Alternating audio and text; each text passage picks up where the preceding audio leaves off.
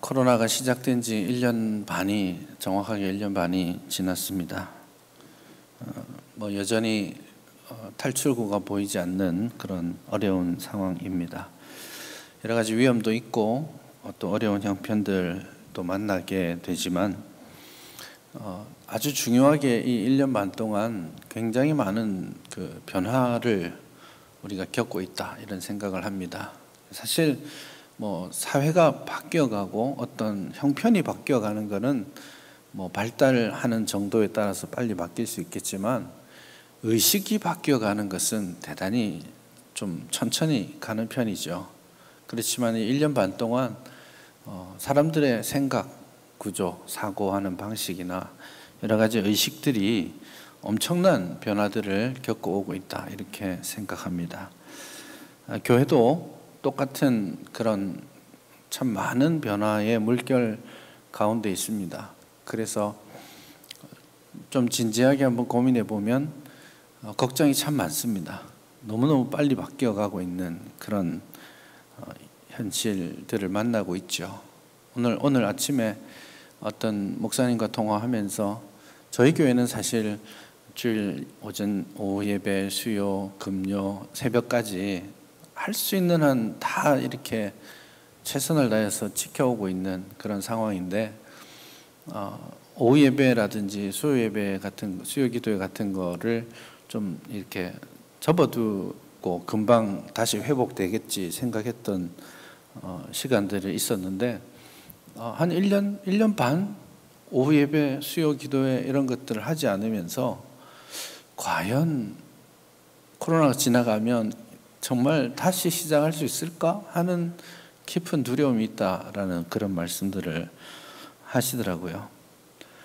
과연 우리가 온라인으로 예배 드리는 것이 맞나 틀리냐, 이런 질문들을 초창기에 많이 했었더랬습니다. 그런데 지금은 이제 그게 좀 의문시되지 않을 정도로 많은 사람들이 자연스럽게 온라인으로 예배 드리지요 라는 말을 쉽게 하는 것을 봅니다. 얼마 전에 제가 아는 한 목사님이 교회를 개척하셨습니다. 서울에서 목회하시다가 교회를 개척하게 됐는데, 이 코로나 시대에 교회를 개척하면서 100% 온라인 교회를 개척한다, 그렇게 선포를 하고, 그렇게 어떻게 진행될지는 잘 모르겠지만 어쨌든 100% 현장이 전혀 없는 온라인으로만 구성된 그런 교회를 지금 시작했습니다.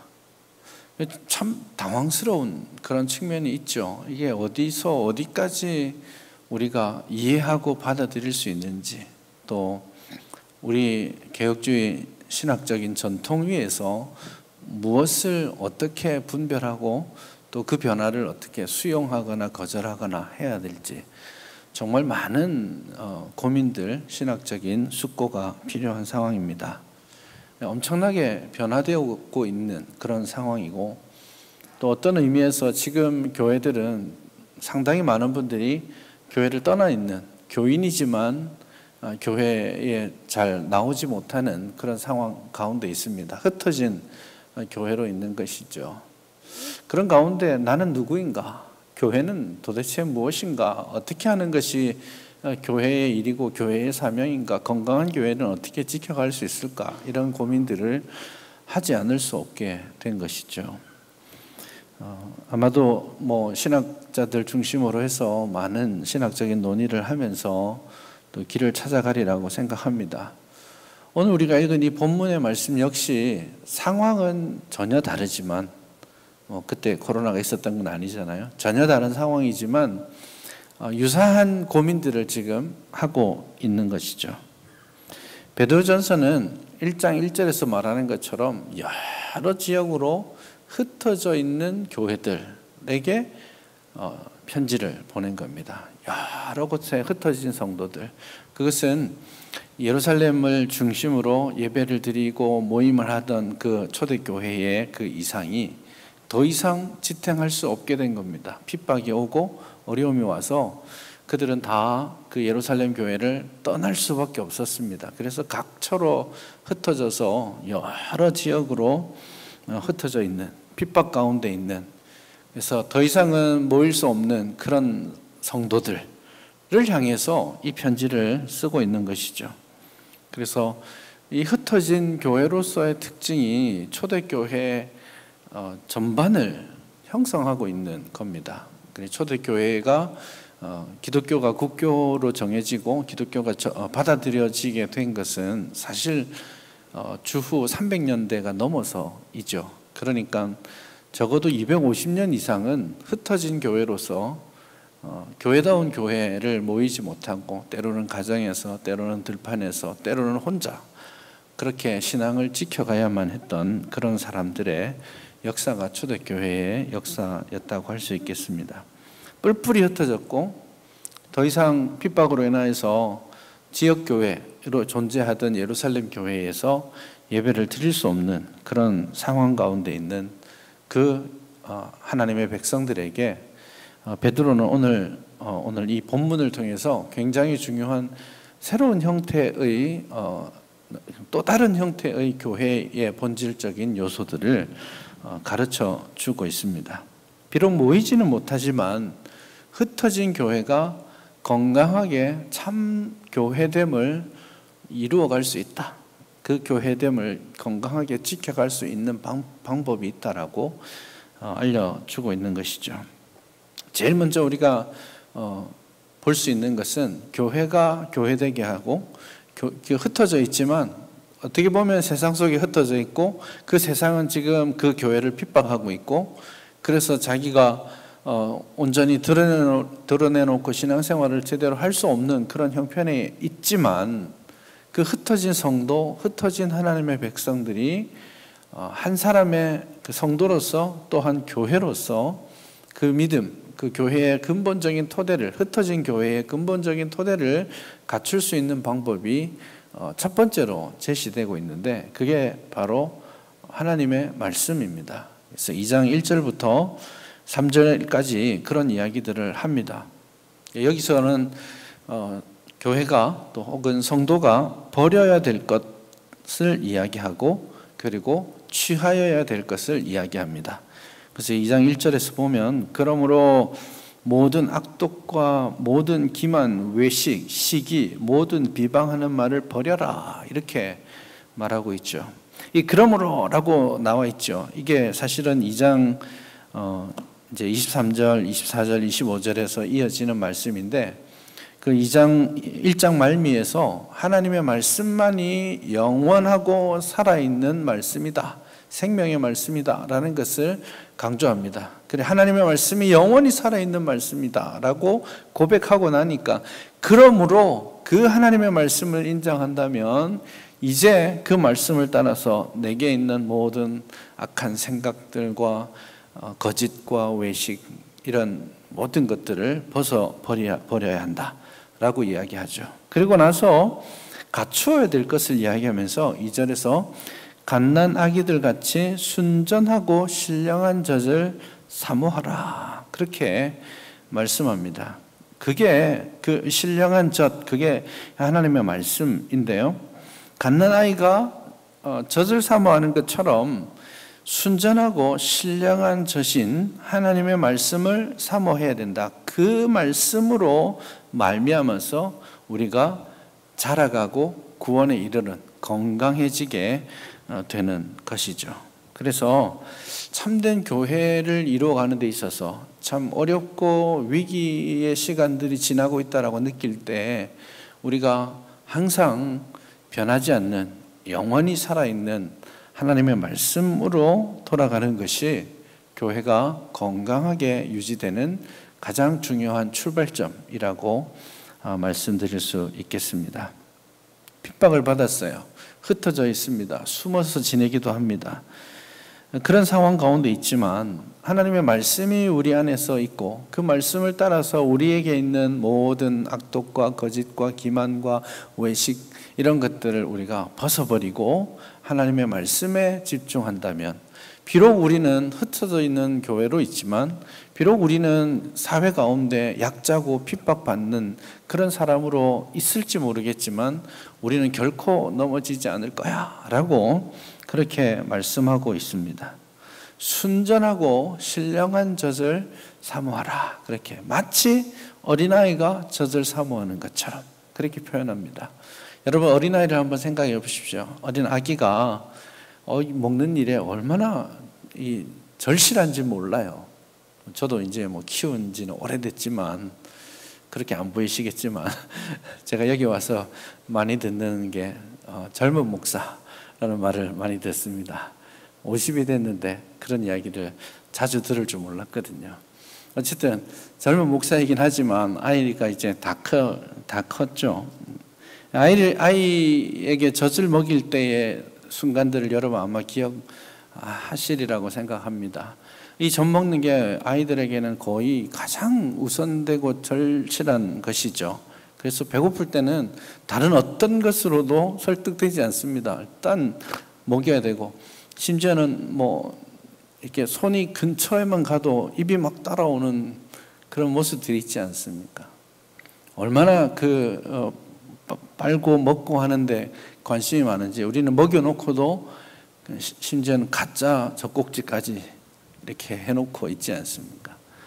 아이가 간절한 마음으로 젖을 먹고 자라야 하는 것처럼 우리가 하나님의 말씀을 대하는 마음의 자세, 태도를 이렇게 가져야 한다라고 그렇게 말씀하고 있습니다.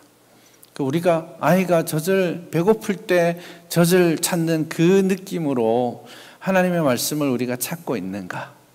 이런 질문들을 한번 해볼 필요가 있겠습니다. 코로나 시대 참 힘듭니다. 위기가 있습니다. 교회의 본질에 대한 고민, 교회의 건강에 대한 고민, 성도들은 과연 어떻게 믿음을 잘 스스로 지켜갈 수 있을까? 이런 고민들 많이 하게 되는데, 결국 정말 정답은 하나님의 말씀에 대한 우리의 자세를 회복하고 그 말씀을 사모하고 그 말씀으로부터 오는 그 양분을 받아서 구원에 이르도록 자라가는 겁니다. 그래서 교회는 건강해져요. 성도는 건강해져 가는 겁니다. 잘 먹어야지, 제때 잘 먹어야지 아이가 건강하게 자라는 것처럼, 비록 우리는 지금 예전 같은 그런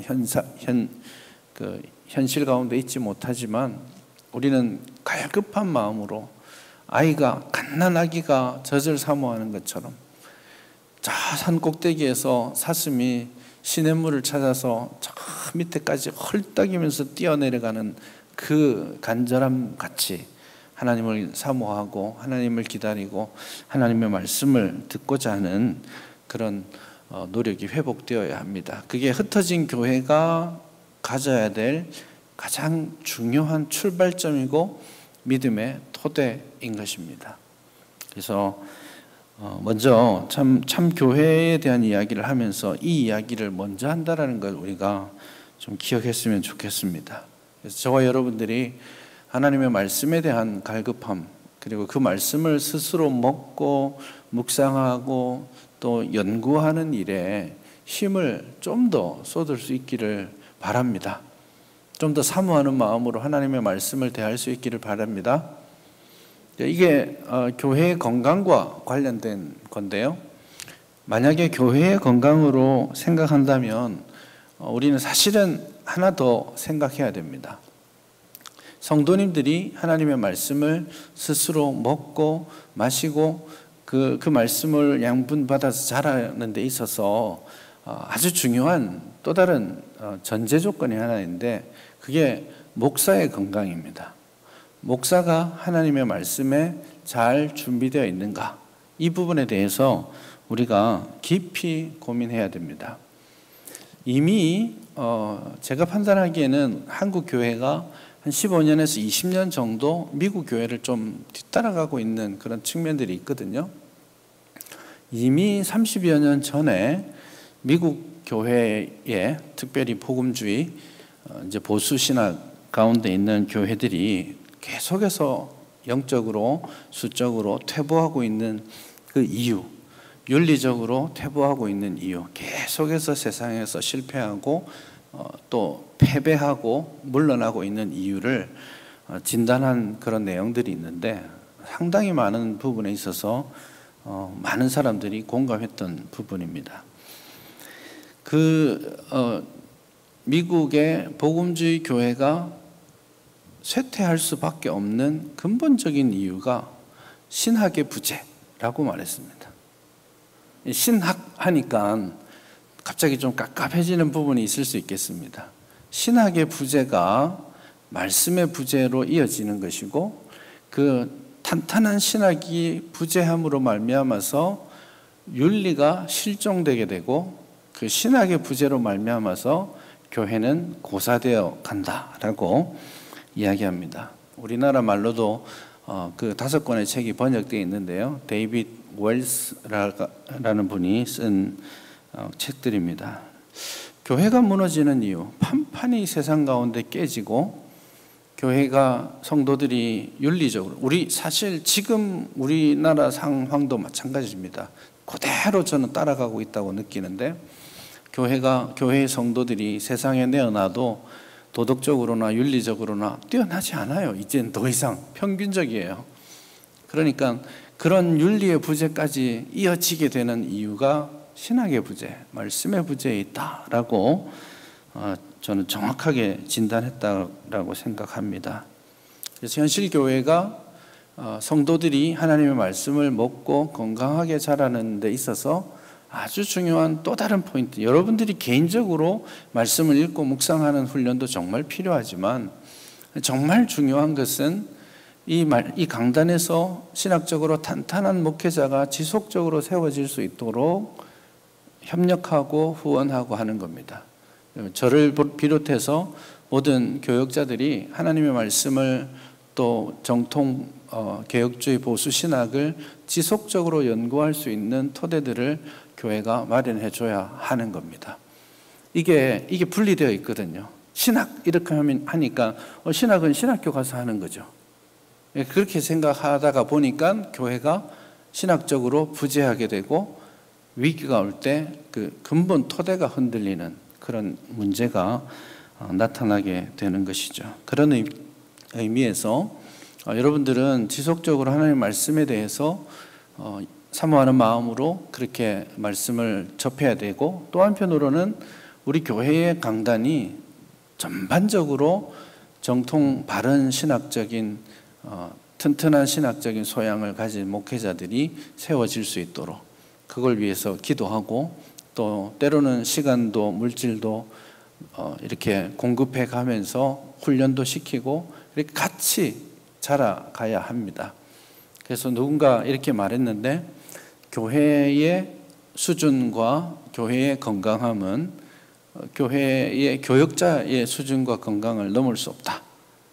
교역자가 말하는 것이 그 교인들이 자랄 수 있는 최대치에 속한다라고 일반적으로 그렇게 표현할 수 있습니다. 그런 의미에서 우리는 이 개인적으로 말씀을 사모하는 훈련, 그리고 교회 강단이 전반적으로 정통 개혁주의 신학에 훈련된 탄탄한 목회자들이 세워질 수 있도록 기도하고 협력하고, 그런 의미에서 사실은 신학교를 잘 지원하고 기도하고 해야 될 책임들이 우리 안에 분명히 있는 것이죠. 그런 측면에서 저는 이 두 가지 측면, 개인적인 부분과 교회적인 부분에 있어서 말씀이 좀 튼튼한 토대를 가지고 균형을 잡아갈 수 있는 그런 교회가 되었으면 하는 바람입니다. 그렇게 하나님의 말씀의 토대 위에 흩어진 교회가 세워질 때 그 흩어진 교회가 건강한 교회가, 참된 교회가 될 수 있는 것입니다. 4절, 5절을 보시면 흩어진 교회, 흩어진 성도들은 보배로운 산돌이신 예수님께 나아가서 자기들도 산돌과 같이 신령한 집으로 세워진다, 그렇게 말씀합니다. 사실 굉장히 놀라운 말씀입니다. 이제 흩어져서 교회로 올 수 없는 이 성도들, 하나님의 백성들을 향해서 너희가 있는 그곳에서 너희가 산돌이신 예수님을 따라서 너희도 산돌이 되고, 그리고 너희가 신령한 집으로 세워져야 돼 라고 이야기하는 겁니다. 그래서 흩어져 있지만 우리가 있는 자리, 거기에 하나님의 말씀이 있고 하나님의 백성이 있고 하나님을 예배하는 그 예배가 있는 그곳이 바로 거룩한 신령한 집으로 될 수 있다라는 그런 말씀들을 하고 있습니다. 세상에서는 버려진 돌처럼 느낄 수 있습니다. 아무것도 없는 사람 같고 그냥 볼품없어요. 가진 것도 없고 배운 것도 없는 사람 같아 보이는데, 세상에 그렇게 영향 주지 못하는 사람처럼 보일지 모르겠지만 세상은 잊혀진 돌이고 버려진 돌이지만 주님 앞에, 하나님 앞에 산 돌이 되는 거예요. 그렇게 하나님 앞에서 산 돌로 인정받을 때 그 사람이 참된 하나님의 백성이고 참된 흩어진 교회로서 살 수 있다는 것을 본문은 우리에게 말씀하고 있습니다. 세상에서 인정받는 일에 너무 관심을 많이 기울이지 않았으면 좋겠어요. 어떻게 보면 본문 말씀은 세상에서는 버려진 돌이 하나님 앞에 산 돌로 인정받아야 한다라고 그렇게 말씀하는데, 세상에서 아웅다웅하면서 인정받고 더 좋은 자리, 더 많은 재물, 그렇게 추구하는 그런 모습들을 우리가 많이 봅니다. 근데 분명히 기억해야 됩니다. 진짜 참 교회로, 참 하나님의 백성으로 자라는 데 있어서 물론 세상에서 잘 되고 뭐 돈도 벌고 하는 것이 나쁘다고 말하는 것이 아니에요. 그것을 하나님을 추구하고 하나님 앞에 인정받는 것보다 더 추구하고 있는 것, 앞세우고 있는 것, 그것이 문제겠죠. 그러므로 저와 여러분들이 주님 앞에 산 돌이 될 수 있기를 바랍니다. 주님께서 인정하시는 돌이 되고 주님께서 인정하시는 신령한 집으로 거듭날 수 있기를 간절히 바랍니다. 세상 사람들의 세상의 제도와 시스템에 덜 인정받아도 괜찮습니다. 그게 중요한 게 아니잖아요. 영원하신 주님 앞에, 영원하신 하나님의 말씀에 비추어서 내가 주님 앞에 인정받는, 주 앞에서 산돌이 되어가는, 그것이 우리의 기쁨이요 행복이 아니겠습니까? 그래서 오늘 본문이 제일 먼저 하나님의 말씀이 토대 위에 있어야 돼 라고 말하고, 그리고 세상에서는 버려진 돌, 핍박받고 있고 사람들은 너희들을 무시하고 있는지 모르겠지만 하나님이 인정하시는 산돌, 예수님을 닮아가는 그 산돌, 그래서 신령한 집으로 지어져 가야 돼 라고 두 번째로 말씀하고 있는 거죠. 근데 거기서 멈추지 않고 참 어떻게 보면 되게 흩어져 있는 그 보잘것없는 삶의 현실 가운데 아웅다웅 겨우겨우 살아가고 있는 그 백성들에게 놀라운 사명을 또한 줍니다. 그래서 오늘 본문은 단순하게 너희가 신령한 집으로 세워져야 돼 라고만 말하는 것이 아니라 그 다음에 곧장 이어서 예수 그리스도로 말미암아 하나님이 기쁘시게 받으실 신령한 제사를 드릴 거룩한 제사장이 되라. 거룩한 제사장이 되라. 그렇게 말합니다. 굉장히 역설적이죠. 세상은 우리를 싫어해요. 미워합니다.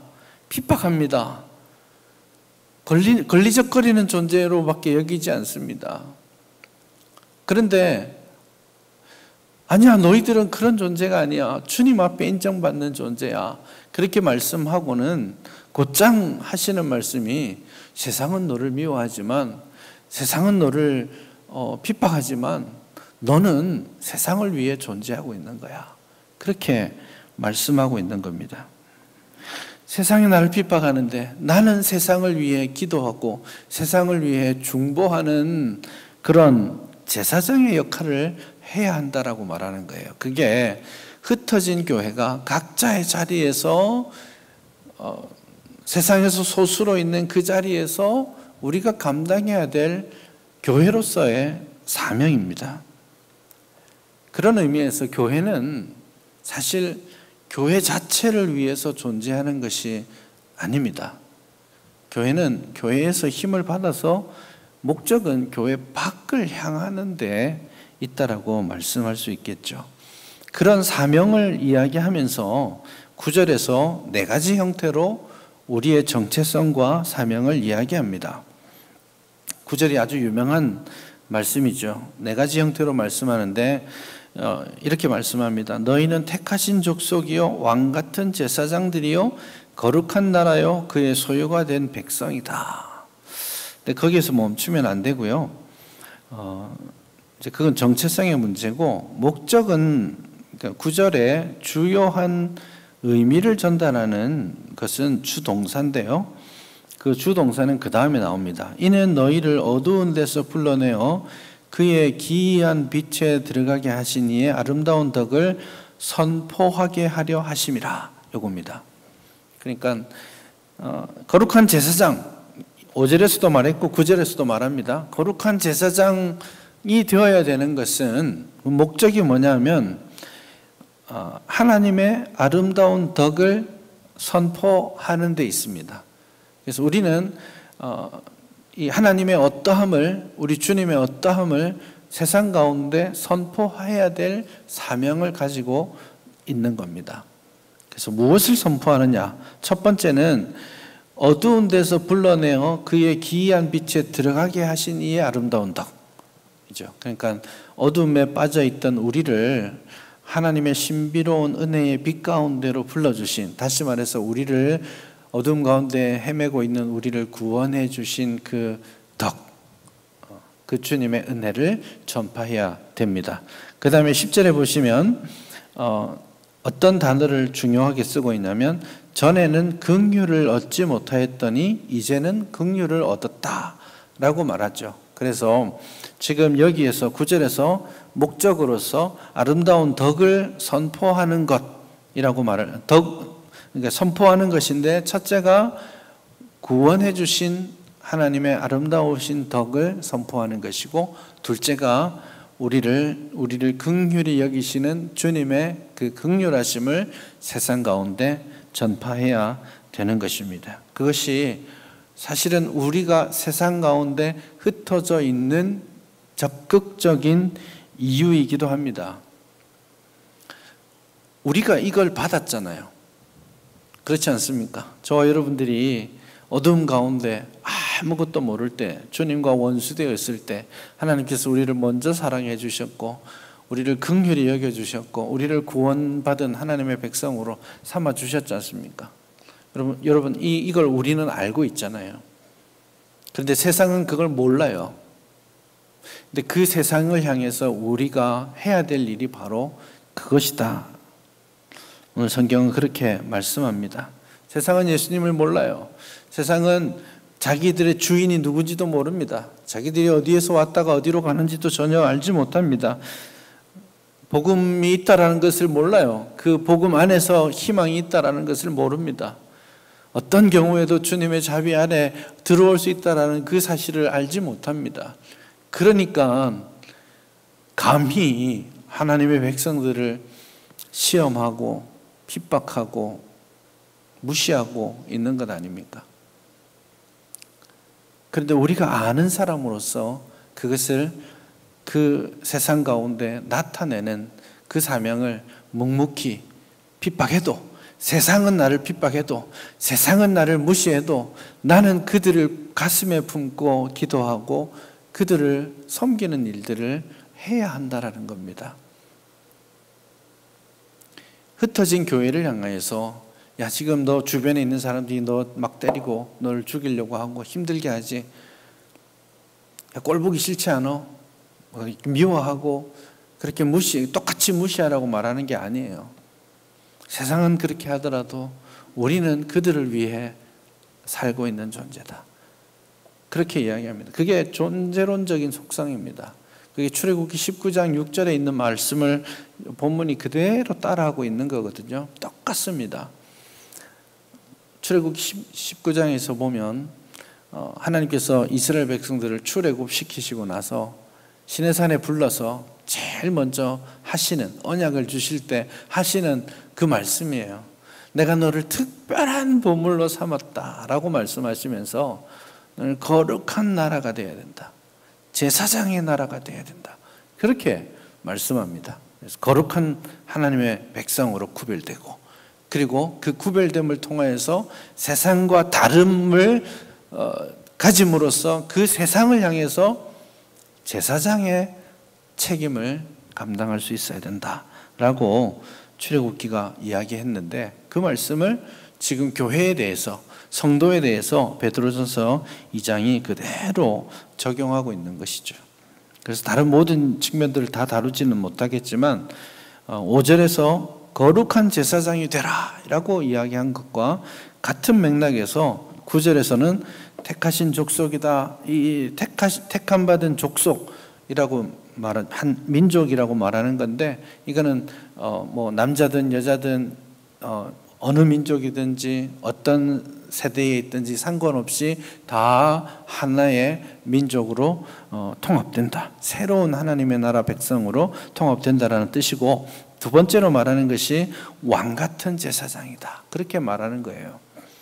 이게 사실 번역에 좀 문제가 있을 수 있는 건데, 왕 같은 제사장 이렇게 하면 어떤 느낌이 드냐면, 나는 왕과 같은 그런 존귀한 제사장이야, 이런 뜻으로 읽으면 안 됩니다. 여기서 왕 같은 제사장이라는 말은 사실은 앞에 나와 있는 제사장 나라라는 말하고 같은 거예요. 19장, 출애굽기 19장 6절을 가져온 거거든요.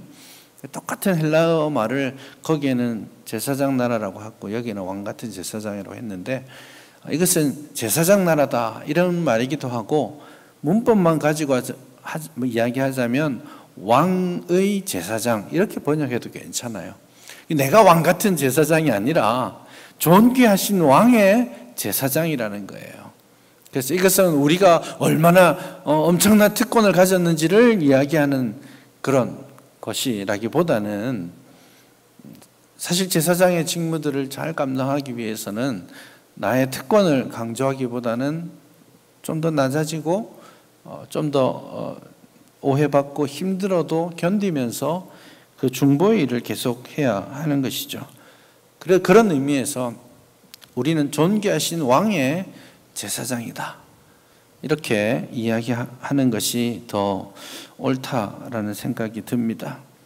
결국 우리는 더 낮아지고 섬기는 모습을 통해서 세상 가운데, 어둠 가운데 있는 그들을 그의 기이한 빛 가운데로 나아올 수 있도록 우리는 그 사명을 감당해야 합니다. 그게 흩어진 교회이지만 교회의 본질적인 사명입니다. 하나님의 말씀의 토대 위에 우리가 신령한 집, 성전이 되어가고, 그리고 그 성전이 되는 것에서 한 걸음 더 나아가서 제사장 나라로서의 사명을 감당하는 그 일을, 비록 흩어져 있지만, 비록 오해받는 그런 현실 가운데 있지만 포기할 수 없는 우리의 위대한 부르심이다, 그렇게 말씀드릴 수 있겠습니다.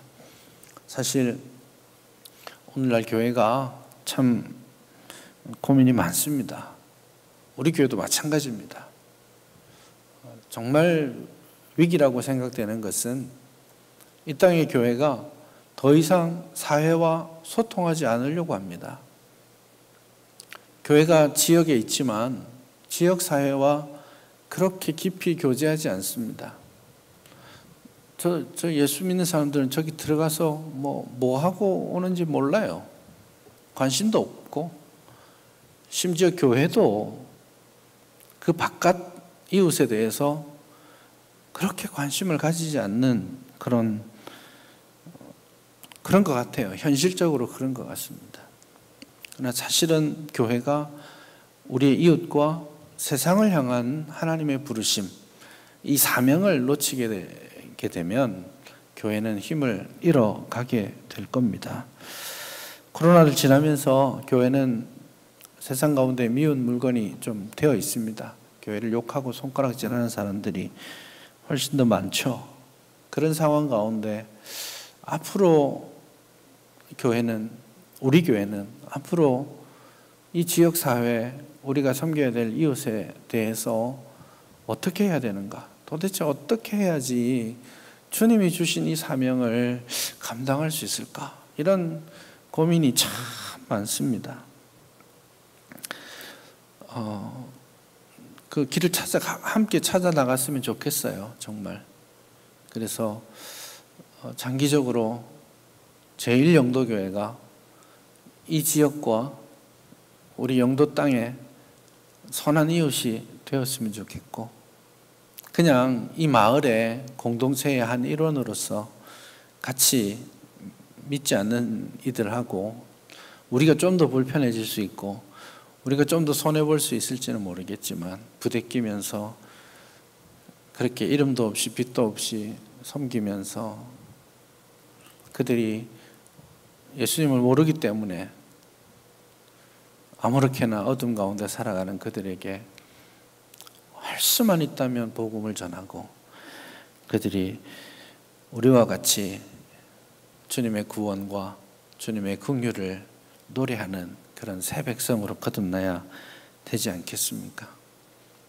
마지막 그 4가지 중에 제일 마지막이 그의 소유가 된 백성이다, 그렇게 이야기하지 않습니까? 저는 이거 보고 좀 웃겼어요.